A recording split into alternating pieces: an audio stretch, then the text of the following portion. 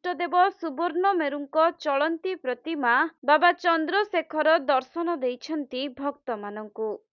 ଏକ ବର୍ଣ୍ଣାଢ୍ୟ ଶୋଭାଯାତ୍ରାରେ ବାହାରି ବାବା ଚନ୍ଦ୍ରଶେଖର 108 ଭରି ସୁନାରେ ତିଆରି ସୁବର୍ଣ୍ଣ ନାଗ ସହିତ ମାତା ପାର୍ବତୀଙ୍କ ସହ ସହର ପରିକ୍ରମା କରିଛନ୍ତି।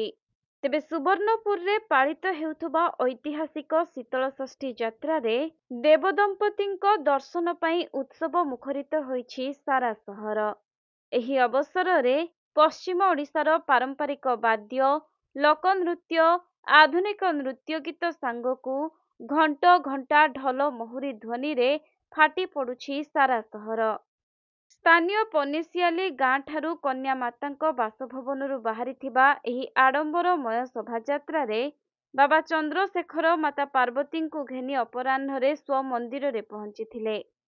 ତେବେ ଏହି ଯାତ୍ରାର ଅନ୍ୟତମ ଆକର୍ଷଣ ହେଲା ରାଜା ବୀରମିତ୍ର ସିଂହଦେଓଙ୍କ ଶାସନ କାଳରେ 108 ଭରି ସୁନାରେ ତିଆରି ବାବା ଚନ୍ଦ୍ରଶେଖରଙ୍କ ନାଗ ପ୍ରତିମା, ମହଣ ମହଣ ରୂପାରେ ତିଆରି ବିମାନ ଏବଂ ଦେବଦେବୀଙ୍କ ପାଇଁ ପାରମ୍ପରିକ ସୁନା ଓ ରୂପାର ଅଳଙ୍କାର, ଯାହାକି ବର୍ଷରେ ଥରେ ମାତ୍ର ଏହି ଶୀତଳଷଷ୍ଠୀ ଯାତ୍ରାରେ ବ୍ୟବହାର ହୋଇଥାଏ।